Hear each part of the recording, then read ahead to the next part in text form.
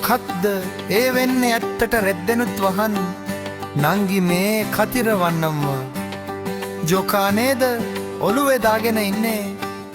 කොළුවා ඉඳුල් වෙන්න ලෑස්ති එන්නකෝ